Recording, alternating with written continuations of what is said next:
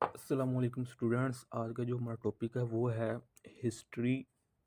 Historical background of periodic table. कि periodic table की जो बैकग्राउंड है, इसकी जो साइकोलॉजी है पीछे, इसकी जो हिस्ट्री है, आज हम इंशाल्लाह रहमान इसको ब्रीफली डिस्कस करते हैं। ओके, तो अच्छा स्टूडेंट्स, ये हम बात देख लीजिएगा कि मैंने ना ये पॉइंट्स की शक्ल में लिखे हैं सारा कुछ। मैंने थ्योरी नहीं लिखा है, इक्वेशन लिखी हैं और पॉइंट्स लिखे जो मेन बातें हैं। इंशाल्लाह आपको वो समझ आ जाएगी कंप्लीट, उम्मीद है। ओके, तो फर्स्ट है पॉइंट है ideas leading to periodic classification of elements. कि जब पहले पहले पीरियोडिक टेबल का तस्वुर जहन में आने लगा, तस्वुर लोगों के जहन में आने लगा कि यार इतने एलिमेंट्स हो गए हैं, तो इसको कुछ क्लासिफिकेशन किया जाए, इसको कुछ डिवाइड करके कुछ ऐसा बनाया जाए कि इसको बार बार यानी कि स्टडी ना करना पाए, दोबारा एक नज़र पड़े तो हमें इसकी जो बुनियादी बातें वो हमें नज़र आने लग जाए, ऐसी कोई इसकी क्लासिफिकेशन की जाए। तो उसके बाद जो थे ना chemistry Al Razi, Dobereiner, Newlands and Mendeleev, इन फोर्थ साइंटिस्ट ने इस पीरियोडिक टेबल पर काम किया। ओके, तो जो सबसे अहम काम किया था वो था मेंडलीफ ने।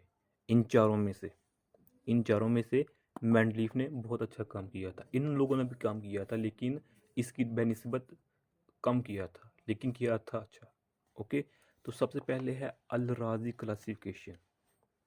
ओके, अल राजी ने ये है कि जो एलिमेंट्स उस वक्त जितने भी दरियाफ्त हुए थे, अल राजी ने उनको उनकी फिजिकल एंड केमिकल प्रॉपर्टीज़ की बुनियाद पर उन एलिमेंट्स को एक बॉक्सेस, एक डब्बे की शक्ल में उनको डिवाइड करके रख दिया। कि अल राजी ने ये काम किया था कि उनकी फिजिकल और केमिकल प्रॉपर्टीज़ की बेस पर उनको अलहदा एक बॉक्सेस की, जिस तरह अब हमारे पास पीरियोडिक टेबल है, या कह सकते हैं इस शेप में उसने यानी कि डिवाइड करके एलिमेंट्स को रख दिया।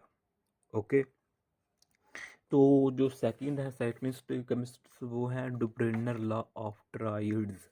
डुब्राइनर या डुब्रेनर जो भी पढ़ें इसको। ओके, किस किस लहजे से पढ़ते हैं इसको, डुब्रेनर लॉ ऑफ ट्राइड्स। पहला पॉइंट ने ये दिया, ये इसका ये है कि जर्मन केमिस्ट इन 1829, कि ये एक जर्मन केमिस्ट था। कौन? डुब्रेनर। 1829 में ये पैदा हुआ था। ओके, तो chemically similar elements in groups of three on the basis of their atomic masses. Chemically similar elements in groups of three on the basis of their atomic masses. और इसको एटॉमिक मैट्रिक्स को इसने triads का नाम दिया। इसका मतलब ये है कि इसने जो ये था अल राजी वाली की पीरियोडिक टेबल, इसी को इम्प्रूव किया। इम्प्रूव किस तरह किया कि इसने थ्री एलिमेंट्स, देख लेना, केमिकली सिमिलर एलिमेंट्स जो कि केमिकल तौर पर प्रॉपर्टी सेम रखते थे, तीन एलिमेंट्स, उनको एक ग्रुप की शक्ल में रख दिया। किसने? डुब्रेनर में। और उस ग्रुप को नाम दिया इसने ट्राइड्स का या ट्राइएड्स का। देख लें दोबारा कि इसने तीन एलिमेंट, जो भी तीन एलिमेंट से जो केमिकल प्रॉपर्टी सेम रखते थे, उसको एक ग्रुप की शक्ल में रख दिया और उस ग्रुप को नाम दिया ट्राइएड का। ओके, अब इसकी थोड़ी एक्सप्लेनेशन आगे है, वो हम भी देखते हैं।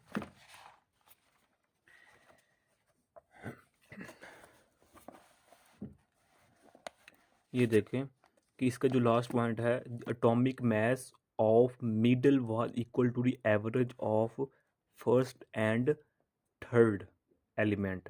इस जो मैंने पीछे बताया कि इसने तीन एलिमेंट जिनकी केमिकल प्रॉपर्टीज सेम थी, एक ग्रुप की शक्ल में बनाई, उस ग्रुप को हम ट्राइएड का नाम दिया इसने। तो इसने ये भी कहा कि जो मिडल वाला, दरमियाने वाला एलिमेंट है, उसका जो मैस है, एटॉमिक मैस, वो पहले और थर्ड की जमा करने के से उसको टू पर डिवाइड करने के बराबर होता है। इसने ये देखिए मिसालें दी हुई हैं कि इसने ये कहा था कि जो ग्रुप ये वाला पहला ग्रुप है, लिथियम है जिसमें सोडियम है, पोटाशियम है। लिथियम का 7 है एटॉमिक मास और पोटाशियम का कितना है 39। इसने कहा इसको जमा कीजिए, 39 और 7 कितना होता है 46, 46 को 2 बार डिवाइड करें तो 23 बनता है। तो इसने यही कहा था कि atomic mass of middle was equal to the average of first and third element. Okay, इसी तरह ये देखिए कैल्शियम है, स्ट्रोनियम है, बेरिलियम है, ये 40 और इसको प्लस करेंगे, इसको डिवाइड करेंगे तो हमारे पास 88 आ जाएगा। ओके, तो आगे है हमारे पास ये न्यूलैंड जो थर्ड है, न्यूलैंड्स ऑफ ऑक्टेव्स। इसने भी बहुत अच्छा काम किया था। पहला है इंग्लिश केमिस्ट इन 1864, 1864, ये इंग्लिश केमिस्ट था। ओके, इसने 62 एलिमेंट्स देयर एटॉमिक मैसेज, इसने जो 62 एलिमेंट्स को उनके एटॉमिक मैसेज की बुनियाद पर पीरियोडिक टेबल में यानी कि इनकी अरेंजिंग की थी।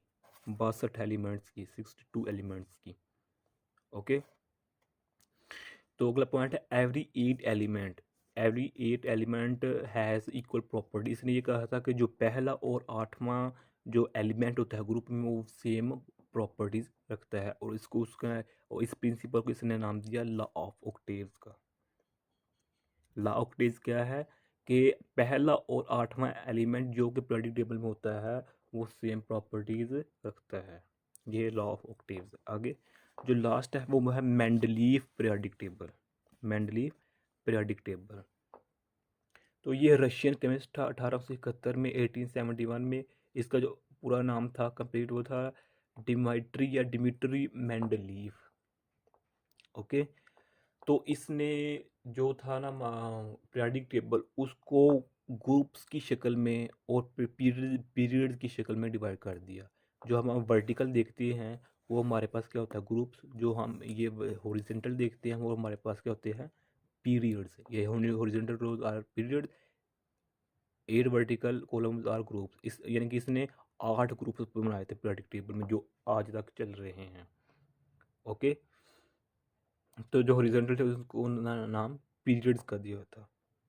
ओके, तो अब इसका जो लास्ट वाला है इसने डेफिनेशन दी, जो कि डेफिनेशन कहलाई बाद में पीरियोडिक लॉ। इसने पीरियोडिक लॉ पेश किया। डेफिनेशन ये है कि properties of the elements are the periodic function of their atomic masses. ये अगर इसको मैं एक्सप्लेन करूँ तो शायद आप ना समझ पाएँ, लेकिन मैं अपने अंदाज में जो बुक के लिहाज से है वो ये बता देता हूँ अपने आसानी के आसान वर्ड रीडिंग के लिहाज से। इसने ये कहा था कि इसने जो था ना एलिमेंट्स थे उनको उनकी एटॉमिक मैसेज की बुनियाद पर कि एटॉमिक मैस किसका कम है, किस उससे किसका ज़्यादा, उससे किसका ज़्यादा, उसका किससे ज़्यादा, उसका किससे ज़्यादा, यानी कि एटॉमिक मैसेज की बुनियाद पर इसने जो एलिमेंट्स थे उसको पीरियोडिक टेबल में डिवाइड कर दिया। और इस तरह डिवाइड किया कि कुछ इंटरवल का प्रॉपर्टीज़ कुछ इंटरवल से मिलती थी। पीरियोडिक टेबल में इतनी ज़्यादा एलिमेंट्स है, इसने इस अंदाज से एटॉमिक मास की बुनियाद पर एलिमेंट्स को डिवाइड किया कि कुछ एलिमेंट्स जो पहले ग्रुप में थे वो कुछ ना कुछ अगले नेक्स्ट ग्रुप में वो उनकी प्रॉपर्टी मिलती जाती, और एक रेगुलर इंटरवल की बेस पर। रेगुलर इंटरवल यानी कि जो कि डिस्टर्बिंग नहीं पैदा करता, जो हमें परेशान नहीं करता है कि ये क्या हो रहा है, ऐसी यानी कि लिहाज से तरकीब से इसने एलिमेंट्स को डिवाइड किया था।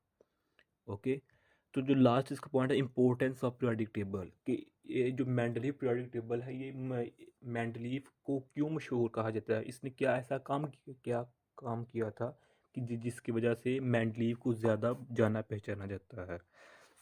तो इसने ये किया था कि left the same some gaps not yet discovered.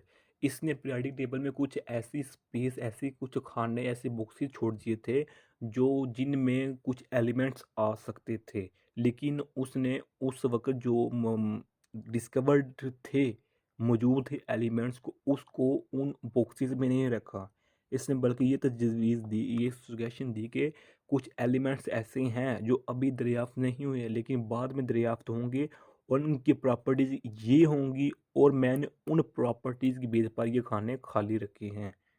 तो ऐसा ही हुआ कि बाद में जर्मेनियम ये उस वक़्त दरियाफ़्त नहीं हुआ था जब मेंडलीव ने पीरियोडिक टेबल को रीअरेंज किया था। ये जर्मेनियम बाद में डिस्कस हुआ जब इसकी प्रॉपर्टीज़ को देखा गया, जाँचा गया, परखा गया, तो इसकी प्रॉपर्टीज़ की बेस पर जो एक खाना खाली था उसमें बॉक्स खाली था, एम्प्टी था, उसमें इसको रख दिया गया। इस वजह से ये जो मेंडलीव का पीरियोडिक टेबल है ये बहुत अहमियत का हामिल है। तो ये आज की वीडियो थी, उम्मीद है आपको समझ आ लग लग गई होगी। तो आपने अभी तक हमारे channel spark MN academy subscribe नहीं किया तो सब्सक्राइब कर दें, लाइक और शेयर भी कर दें। कोई मशवरा देना चाहते हैं तो कमेंट करके बता सकते हैं। जज़ाकल्लाहु खैरा। अस्सलामु अलैकुम व रहमतुल्लाहि व बरकातुहू।